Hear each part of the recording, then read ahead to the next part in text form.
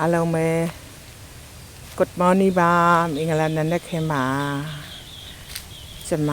အခုဒီ blog လေးရိုက်ရတဲ့အကြောင်းရင်းကတော့မနက်တိုင်းမနက်9 နာရီကနေပြီးတော့6 နာရီခွဲအထိနေ့စဉ်လမ်းလျှောက်ဖြစ်ခဲ့တာအခုနောက်လဆိုလို့ရှိရင်နိုဝင်ဘာလဆိုလို့ရှိရင်ကျွန်မတစ်နှစ်ပြည့်ပါတော့မယ်ဒီနေ့စဉ်လမ်းလျှောက်တော့လမ်းလျှောက်ရတဲ့အကျိုးကျေးဇူးလေးတွေအကြောင်းကိုပြောပြချင်ပါတယ်လွန်ခဲ့တဲ့နှစ်လောက်ကကျွန်မ medical check လုပ်တော့အသက်48နှစ်ပေါ့48နှစ်မှာ medical check လုပ်တာဘာဖြစ်လို့သွားပြီးလုပ်တာလဲဆိုတော့ခြေထောက်တွေထုံတယ်လက်တစ်ဖက်ထုံတယ်ပေါ့နောက်တစ်ခါအသက်ရှူရတာသိပ်ပြီးမကောင်းဘူးအဲဒါကြောင့်မို့လို့ medical check သွားလုပ်တာပါသွားလုပ်တော့ဘာတွေ့လဲဆိုတော့နှလုံးသွေးကြောကျဉ်စာပြူတာရယ်သွေးနဲ့တိုးတာရယ်အဲ့ဒါတွေတွေ့ပါတယ်သွေးတိုးကတော့ကျွန်မအတွက်ကတော့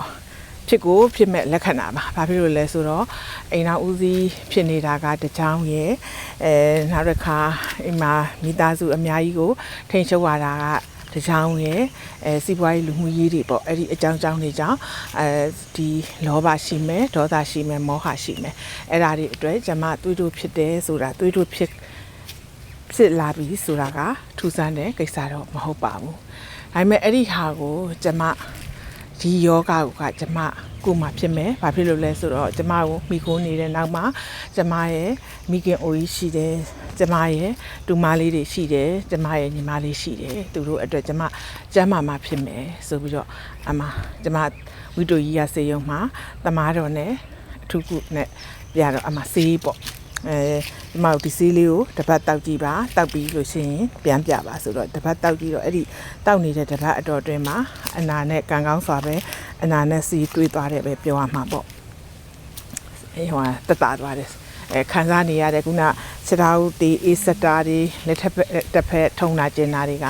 ပျောက်သွားခဲ့တယ်ပျောက်သွားတော့ဆရာမကြီးကဒါဆိုလို့ရှိရင်ဒီဆေးကိုဆွဲပြီးတော့မှတောက်ပါနောက်3 လကြာလို့ရှိရင်ကျမရှိတစ်ခေါက်ပြန်လာပြီးတွေ့ပါလို့ပြောတယ်အဲ့ဒီလိုတွေ့တဲ့ပြောတဲ့အချိန်မှာကျမဆေး3 လစာထုတ်ပြီးတော့ပြန်လာခဲ့တယ်ဆေးကိုတောက်တယ်နေ့စဉ်တောက်ပြီး3 လကြာတဲ့အခါမှာလူကဘယ်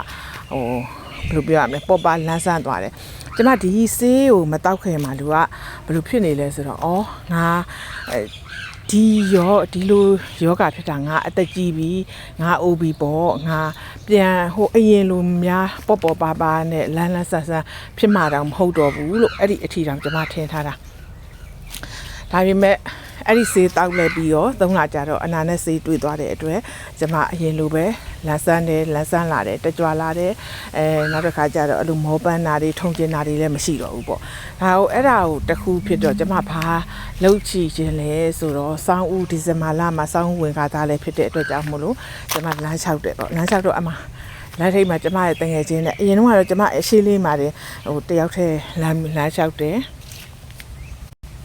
ကျွန်မလမ်းလျှောက်တဲ့လမ်းစလျှောက်တယ်လမ်းလျှောက်ပြီးလို့အခုကျွန်မတစ်နှစ်ပြည့်တဲ့အချိန်မှာကျွန်မ medical check ပြန်လုပ်တဲ့အချိန်မှာဒီဆေးကိုတော့ကျွန်မအဲ့ဒီမှာဆေးတောက်တဲ့အကြောင်းပြောမယ်ဆေးတောက်တာကနောက်ပိုင်းပေါ့အဲ့လို3 လစတိုက်တောက်လဲပြီးရောနောက်ပိုင်းတွေမှာကျွန်မတက်တာလာတဲ့အတွက်ကြောင့်မို့လို့အစားမားတဲ့အခါတို့ဥပမာနည်းနည်းပေါ့ဘယ်လိုပြောရမလဲဆိုတော့နည်းနည်းလေးလက်ကလေးထုံတဲ့အချိန်မှာအဲ့ဒီလောက်တွေမှာပဲပြန်ပြီးတော့ဆေးကိုတောက်ပြခဲ့တယ်ဥပမာတစ်ပတ်ကိုတစ်ချိန်လောက်ပေါ့14-5 ရက်ကိုတစ်ခါလောက်အဲ့လောက်တွေပဲတောက်ဖြစ်တော့တယ်အဲ့ဒီမှာခုနှစ်ပြည့်လို့ medical check ပြန်လုပ်တဲ့အချိန်မှာအဲ့လိုတွေးတိုးတာလည်းမချီတော့တယ်လို့ခုနကနှလုံးသွေးကြောခြင်းရလည်းပဲအဲ့လိုမျိုးတက်တာသွားတယ်ပေါ့အဲ့ဒါကိုကျွန်မအခုဆရာနဲ့ပြန်ပြီးတော့မှတိုင်ပင်ပြီးဆေးကိုဖြတ်တင်သလားဆက်တောက်တင်သလားဘယ်လိုလုပ်တင်သလဲဆိုတာကိုဆရာနဲ့ပြန်ပြီးတော့အခုနောက်တစ်ပတ်ထဲမှာပြန်ပြီးတိုင်ပင်မယ်ပြန်ပြီး medical check ပြန်လုပ်မယ်လို့အဲ့လိုမျိုးတော့စဉ်းစားထားတယ်ပေါ့ဒါကကျွန်မရှုံးကြည့်လိုက်တော့ပေါ့လေအဓိကကတော့လမ်းလျှောက်တာပဲလမ်းလျှောက်တဲ့အကျိုးကျေးဇူးတစ်ခုကြောင့်ဘယ်လိုပြရမလဲယောဂတွေလည်းပဲတက်တာပြောက်ပေးနေစေဖို့အကုန်အကြလဲတက်တာတယ်ပြီးတော့ဒီ9 နာရီမှာထပြီးတော့လမ်းလျှောက်တဲ့6 နာရီခွဲအထိ1 နာရီခွဲလမ်းလျှောက်တဲ့အတွက်ကြောင့်မို့လို့ကျမရဲ့အလုပ်တွေလည်းပဲ နှောင့်နှေးကြမ်းကြမ်းမှုမရှိဘူးပေါ့အလုံးမရှိတဲ့အချိန်မှာထားပြီးလုံနေတဲ့အတွက်ကြောင့်မလို့အရန်အကျိုးကျေးဇူးရှိပါတယ်လို့လမ်းလျှောက်တာလေလမ်းလျှောက်ရှင်ကနေပြီးရရှိတဲ့အကျိုးကျေးဇူးလေးတွေကိုပြောပြတာပါ